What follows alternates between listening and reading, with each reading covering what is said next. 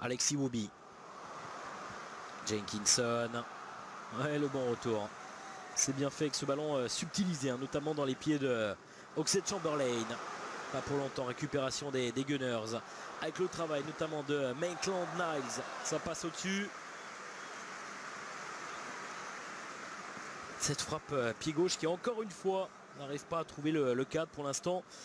On reste sur cette physionomie avec les Gunners qui font le jeu, qui proposent, mais qui manquent pour l'instant d'efficacité devant le but. Ça...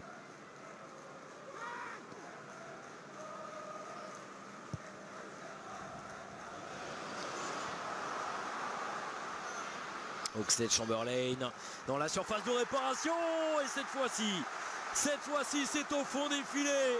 L'ouverture du score pour les Gunners. Alex Oxlade-Chamberlain qui inscrit son 4e but de la saison, toute compétition confondue, qui permet à Arsène Wenger et ses hommes de prendre l'avantage, 1-0. Et on revoit cette incursion dans la surface de réparation, le crochet et la frappe croisée. Cette fois-ci, Ali El-Abdi est battu. La frappe pied droit qui surprend le gardien de Reading. Et logiquement, car on peut le dire, tant la domination des Gunners était manifeste depuis le début de cette rencontre. Arsenal mène désormais 1-0. Allez, c'est peut-être un but qui va débrider encore davantage. Watson. Kelly, il ne faut pas perdre ce genre de ballon parce que derrière ça peut partir très rapidement avec Oxlade-Chamberlain à l'entrée de la surface de réparation. Il est dans la surface de réparation, la frappe. Ouais, ça passe juste au-dessus, ce sera un corner à venir. Attention à ces pertes de balles du côté de Reading. On connaît la faculté des Gunners à se projeter rapidement vers l'avant. Et on revoit l'accélération d'Oxlade-Chamberlain. Un premier crochet, un deuxième et derrière la frappe enchaînée. Ce ballon pour Dominique Samuel.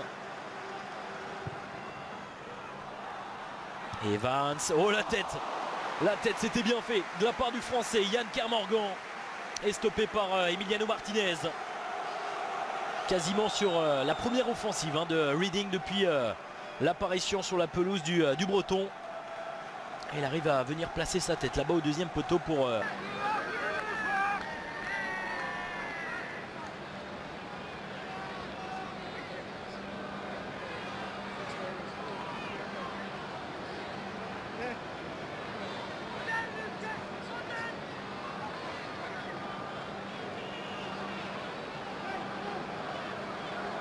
Allez, visiblement, c'est Mohamed El-Nini qui va se charger de frapper ce coup franc. L'occasion, pourquoi pas, pour Olivier Giroud de se distinguer. On sait qu'il est particulièrement performant sur de la tête.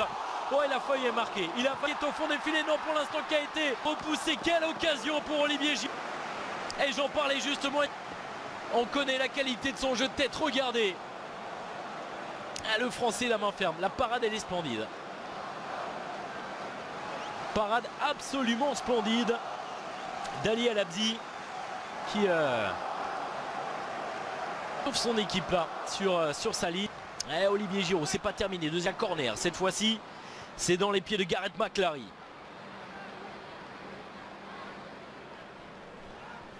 Oh, il a failli, dès son retour, Olivier Giroud, trouver le chemin des filets.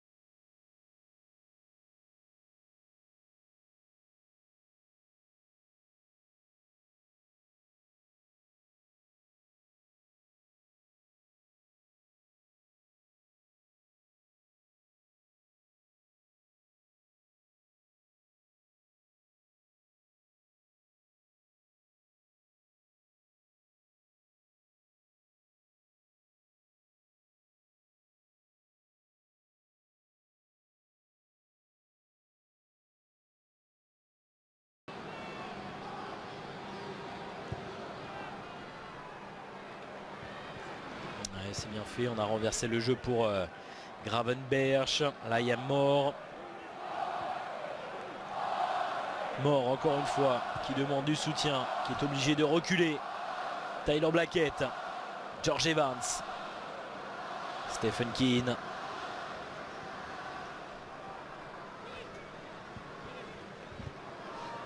Ah, on peut se permettre désormais d'être en gestion du côté des Gunners. À moins de 8 minutes désormais du temps réglementaire de cette rencontre. Et on se profile donc vers les quarts de finale.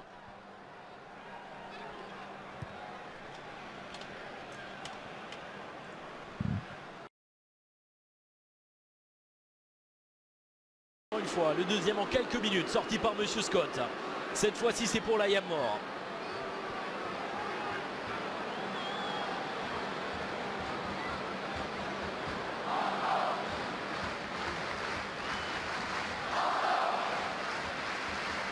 Rappelons que cette équipe d'Arsenal avait battu sur le score de 4-0 Nottingham Forest lors du troisième tour, lors de la dernière rencontre de Coupe de la Ligue, avec un doublé notamment de Lucas Perez. Et le troisième et dernier changement du côté de Reading avec Stephen King qui fait son apparition sur la pelouse.